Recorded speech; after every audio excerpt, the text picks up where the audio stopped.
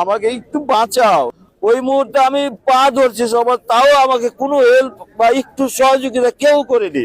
সারের ওখানে এলিয়ে আসেন ওইলে আসেন, ওখানে 20 টাকা দেন, ওখানে 30 টাকা দেন, ওখানে 50 টাকা দেন, এইসব লাগাইছে ওরা। বলছে আপনার দরকার হলে 2 টাকা দিতে 5,000 টাকা নেন, বাবা খালি অক্সিজেনটা দেন, আপনারা যা বলেন আপনাদের হাত ধরছে পা ধরছে। ওনাকে তাৎক্ষণিকভাবে অক্সিজেন দেওয়া হয় এবং অক্সিজেন নেওয়ার পরে উনি ভর্তি হয়ে 36 নম্বর ওয়ার্ডে চিকিৎসা নেওয়ার উদ্দেশ্যে জরুরি বিভাগ ত্যাগ করেন। দরাদরি করছি শুধু, ওইখানে আমি লাফালাফি করছি, হাত ধরছি পা ধরছি, তাও আমাকে এই অক্সিজেন দেয়নি ওই মুহূর্তে। আমি বলছি পরবর্তী আপনারা কি করবেন না করবেন করেন, এখন অক্সিজেন দেন, আমাকে দেয়নি ভাই। এই যে ইয়াটা নিতে পারছিল না শ্বাস প্রশ্বাস, এই জন্য আমি অক্সিজেন চাইছিলাম। উনিও আমাকে হাত ধরে বলছে আমার ওয়াইফ, আমাকে একটু বাঁচাও। ওই মুহূর্তে আমি পা ধরছি সবার, তাও আমাকে কোনো হেল্প বা একটু সহযোগিতা কেউ করেনি। আমার ওয়াইফের নাম হলো এলেমা, আমার নাম আলেম, জিন্নানগর 16 নম্বর ওয়ার্ড। আমি এসছি মোটামুটি 4টার পরে।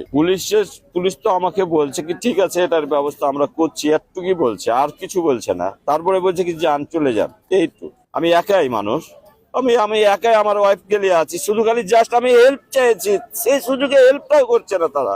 না, আমি কোনো অভিযোগ নেই। আপনার ওই যে অক্সিজেন না পাওয়ার কারণে সে মারা গেল, নিঃশ্বাস নিতে পারছিল না। আমার রোগী যা হবে হবে, অক্সিজেনটা দেন ভাই।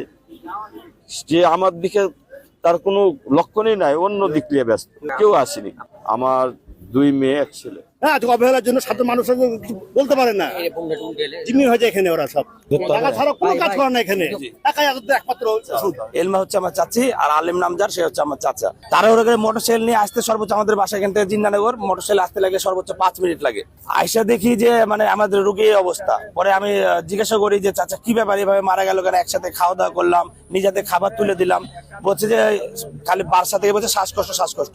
তো এখানে আইসা আমার হাতও ধরেছে তোর কাকি, ধরে বলছে যে আমাকে খালি একটু অক্সিজেনটা দিতে বলো, আমি বাঁচতে তাহলে আমি বেঁচে যাবো, তাহলে আমার আর সমস্যা হবে না। আমার নিঃশ্বাসে আমি আর দমই পাচ্ছি না। এই একটা থেকে দুটা কথা বলছে আর মানে দাঁতি। তারপরে এসে করে আবার দাঁতি যখন ছুটাই আবার অক্সিজেন চাচ্ছে কাকি নিজে, কেন এর আগে এরকম প্রবলেম হয়েছে, অক্সিজেন দিলে আর কি রোগী ঠিক হয়। তারপর কি করছে যে বলছে যে ওই সারের ওখানে এলিয়ে আসেন ওইলে আসেন, ওখানে 20 টাকা দেন, ওখানে 30 টাকা দেন, ওখানে 50 টাকা দেন, এইসব লাগাইছে ওরা।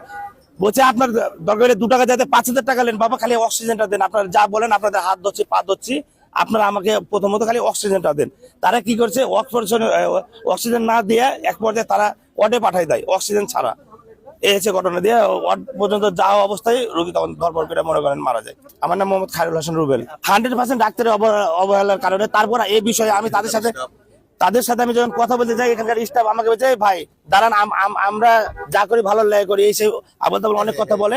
তারপর হচ্ছে আমাকে বলে যে আমাদের আনসার ডাকতে, পুলিশ বাহিনী ডাকতে আমাদের বাধ্য করেন না। হ্যাঁ, আমরা যদি ফোন দিই তাহলে আপনারা এখানে টিকতে পারবেন না, বিভিন্ন ধরনের হুমকি দামকি ওরা প্রশাসনিক ভাবে আমাদের দিচ্ছে। যে দেখুন, আজকে আনুমানিক 5:30 নাগাদ একজন শ্বাসকষ্ট জনিত সমস্যা নিয়ে জরুরি বিভাগে মহিলা রোগী আসে। ওনাকে তাৎক্ষণিকভাবে অক্সিজেন দেওয়া হয় এবং আমাদের যে জরুরি বিভাগের কর্তব্যরত চিকিৎসক ছিলেন, ইমার্জেন্সি মেডিকেল অফিসার, উনি ওনার ভর্তি নিশ্চিত করেন। তাকে মেডিসিন 36 নম্বর ওয়ার্ডে ভর্তি প্রদান করা হয় এবং অক্সিজেন নেওয়ার পরে উনি ভর্তি হয়ে 36 নম্বর ওয়ার্ডে চিকিৎসা নেওয়ার উদ্দেশ্যে জরুরি বিভাগ ত্যাগ করেন। অক্সিজেন নেওয়ার পরে কিন্তু জরুরি বিভাগ ত্যাগ করেছেন এবং পরবর্তীতে যখন 36 নম্বর ওয়ার্ডে ওনার অবস্থার অবনতি হয়, সেখানকার কর্তব্যরত চিকিৎসক তাকে মৃত ঘোষণা করেন। এর পরিপ্রেক্ষিতে পরবর্তী যে ঘটনাটা হয়েছে তা অত্যন্ত ন্যাক্কারজনক এবং নিন্দনীয়। এই রোগীর স্বজনেরা আতর্কিতভাবে আমাদের জরুরি বিভাগে রিসিপশনে বসে থাকা অন ডিউটি 2 জন সিনিয়র স্টাফ নার্স এবং একজন MLSS কে পিছন থেকে অতর্কিতভাবে আঘাত করে এবং তারা এখন হাসপাতালের সার্জারি 4 নম্বর ওয়ার্ডে চিকিৎসাধীন রয়েছে। পরিচালক মহোদয় তার সাথে সাথে বিষয়টি অবহিত হন এবং উনি রাজপাড়া থানাকে অবহিত করেন। পরবর্তীতে হাসপাতাল কর্তৃপক্ষ একটি মামলা করার প্রস্তুতি নিচ্ছে।